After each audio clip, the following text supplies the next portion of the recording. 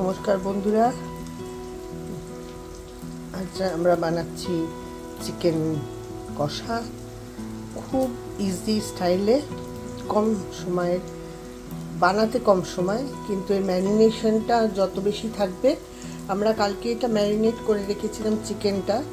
তাতে আমরা দিয়েছিলাম ধনে, জিরে, গরম মশলা, ছোটো এলাচ, লবঙ্গ, দালচিনি গোটা, প্লাস গরম মশলা পাউডার। এছাড়া নুন, মিষ্টি, টমেটো কুচি, টক দই অল্প, আদা, রসুন, কাঁচা লঙ্কা বাটা দিয়ে আর একটু কস্তুরি মেথি দিয়ে ভালো করে এটা আমরা চিকেনটাকে মাখিয়ে রেখেছি, দিয়ে এটা ম্যারিনেট করতে রেখেছি। এটা অ্যাটলিস্ট 1 আওয়ার দেবেন। আমি একটু বেশি দিই, কালকে টাইম পাইনি, তো এটা ম্যারিনেট হয়ে গেছে খুব ভালোভাবে। তো এটা হচ্ছে ফার্স্ট স্টেপ। সেকেন্ড স্টেপ হচ্ছে আমাদের আলু। আমি একটু আলু দিয়ে পছন্দ করি, টেস্টটা বেশি ভালো হয় আলুটা, না অপশনাল। আচ্ছা, সেকেন্ড হচ্ছে আলুটাকে ছাড়িয়ে নিয়ে এটা ভালো করে তেলেতে ভেজে নেবেন। অ্যান্ড থার্ড হচ্ছে এইটা, যেটা পেঁয়াজটা আমরা লাল লাল করে পাতলা করে কেটে নিয়ে এটা তেলেতে ভাজা হচ্ছে। ভাজা হয়ে গেলে তারপরে দেখাচ্ছি।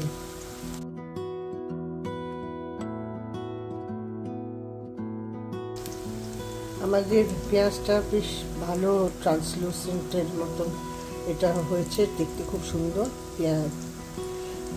পিঙ্কিশ কালারের মধ্যে এসে গেছে, একটু লালচে পিঙ্কিশ।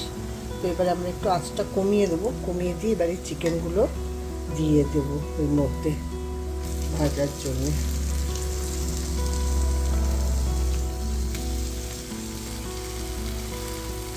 এটাই আমার প্রায় 1.5 কিলো মতন চিকেন আছে।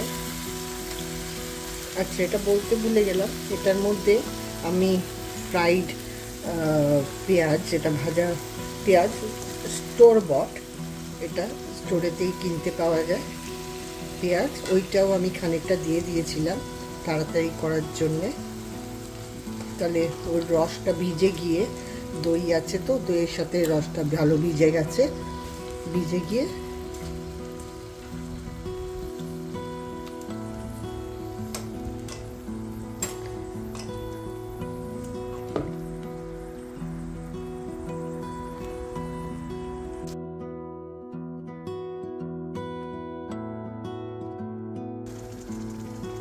আমরা এই চিকেনটাকে ওর সাথে একটু মিক্স করে নিয়েছি, দিয়ে এবারে আমরা ঢাকা দিয়ে রেখে দেবো মিনিট 10-এর জন্য, যত জল বেরিয়ে যাক এর মধ্যে এটা।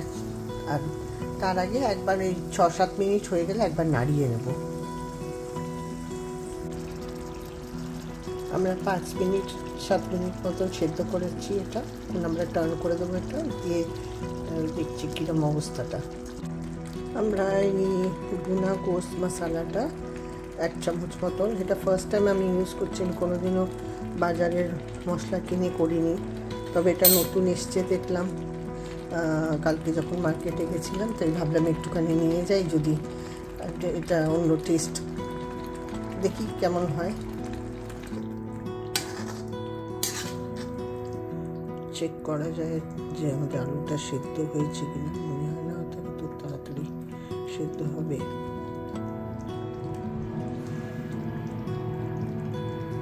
এখনো পুরোটা সেদ্ধ হয়নি, আমরা এখন আবার ঢাকা দিয়ে এটাকে রেখে দেবো, তলাটা দেখবেন যাতে না ধরে যায়।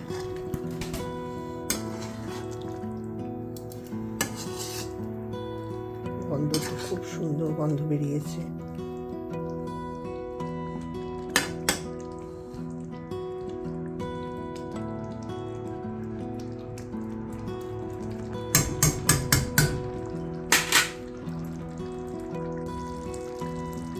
আমরা আবার মিনিট 10 পরে এসছি, এসে দেখছি এখন বেশ তেলটা উপরে উঠে যাচ্ছে, খুব সুন্দর গন্ধ, অপূর্ব গন্ধ বেরোচ্ছে। এবার আমরা একটু নাড়িয়ে দেখি আস্তে আস্তে করে যে কী অবস্থা।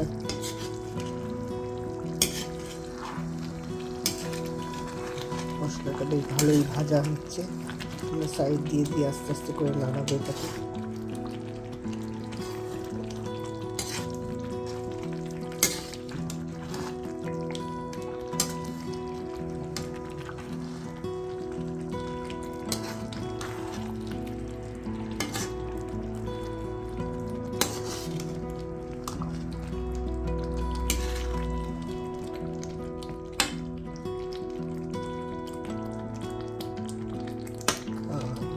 দেখছি যে আমাদের মাংস আলুটা ভালোভাবে সেদ্ধ হয়ে গেছে, আর আরও সেদ্ধ হয়ে যাবে যখন এটা আরও গরমেতে থাকবে, আরও সেদ্ধ হয়ে যাবে। কিন্তু মোটামুটিভাবে আমরা দেখছি ভালোই সেদ্ধ হয়ে গেছে এটা।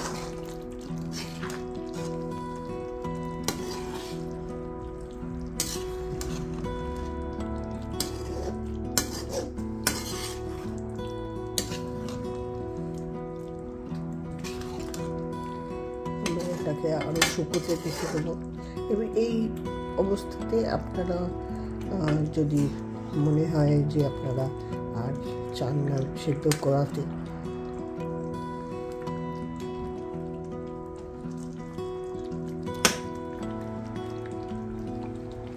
আপনারা মাংসটা বারবার চেক করে নেবেন যে যাতে, আমি মাংস টুকরোটাকে চেক করলাম, দেখছি এটা নরম হয়ে গেছে। দেখতে পাচ্ছেন এর ভেতরটা বেশ ভালোভাবে মশলাটা ঢুকে গেছে।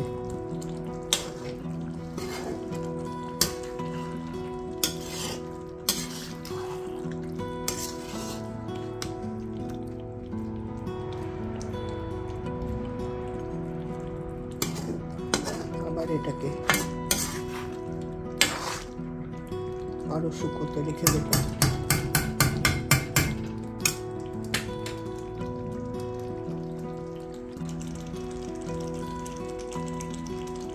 ওয়েলকাম ব্যাক বন্ধুরা। আমরা দেখতে পাচ্ছি আমাদের এই চিকেন 72টা বেশ ভালোভাবে কষে একবারে রং ছেড়েছে। টিপিক্যাল আমাদের কষা মাংস যা হয় এটা আলুর সাথে, তো এই টেস্টটা মানে অন্যরকম হবে, অসাধারণ। রুটি, পরোটা, পোলাও, ভাত যা ইচ্ছের সাথে খেতে পারেন। ধোসার সাথেও কিন্তু আপনি কি জানেন, ধোসার সাথে চিকেন কষাটা খুব ভালো লাগে। আজকে সন্ধ্যেবেলা আমি ধোসাও বানাচ্ছি এর সাথে, তো আপনাদের সেটারও একটা ঝলক দেখাবো। আপাতত আমি একটা মাংসটা হয়ে গেল আমাদের রেডি। এটাতে একটুখানি আমি ঘি দেবো সামান্য ওপর থেকে, জাস্ট একটু ফ্লেভারটা আনার জন্যে। আর গরম মশলা সব দেওয়া আছে। নর্মালি অন্য মাংসতে গরম মশলাটা লাস্টে দিই, কিন্তু এটা সব কিছু যাতে একবারে, আপনারা এটা কুকারেও করতে পারেন। আমি লোহার কড়াতে করি কেন, to give that authentic taste. 72-র যে অথেন্টিক টেস্ট অফ কষা মাংস, যারা 72-র সাথে জড়িত আছেন বা থেকেছেন তাদেরকে মানে এরা জানবেন যে 72-র মাংসটা একটা অসাধারণ মাংস হয়। আপনারা কোথাও এই রেসিপিটা পাবেন না, কেন এটা ভীষণ ঘরোয়ালো এবং ইউটিউবে কোনো দিনও আসেনি এই রেসিপিটা। হয়তো অন্য নামে আসতে পারে, কিন্তু চিকেন 72 এটা ফার্স্ট টাইম লঞ্চ হলো। Thank you so much for watching the video. আমার এর সাথে আমি আমার ব্যাটারটাও দিয়ে দেবো, ধোসার ব্যাটারটা কিভাবে বানিয়েছি, ইনগ্রিডিয়েন্টসটা দিয়ে আর ফটোটা দিয়ে দেবো ধোসাটার জন্যে। যদি আপনারা এমনিও ধোসা তরকারি দিয়ে খেতে চান, আমি তরকারি দিয়েও একটা তরকারি ভেজিটেবল একটা স্টাফিংটা বানাবো, সেটারও ছবি দিয়ে দেবো, আমি পোস্ট করব। কিন্তু এইটা ভাত পরোটা যা দিয়ে খাবেন তাই অমৃত। একটু ধনেপাতাও দিতে পারে, অনেকে ধনেপাতা পছন্দ করে, তারা ধনেপাতা দিয়ে দিতে পারে ওর ওপরে, কিন্তু এইটা নিজস্বই একটা test. And thank you so much. আপনারা কমেন্টে প্লিজ লিখবেন, আর ভালো লাগলে কাইন্ডলি সাবস্ক্রাইব করবেন, তাহলে আমার ফিউচারে আরও ভালো ভালো রেসিপিগুলো আনার সুবিধাটা হবে, আর এনকারেজমেন্টটাও হয়। অনেক লাইফে লেটে স্টার্ট করেছি ভিডিও বানানো, তো নিশ্চয়ই দেখবেন, এনজয় করবেন। Thank you so much.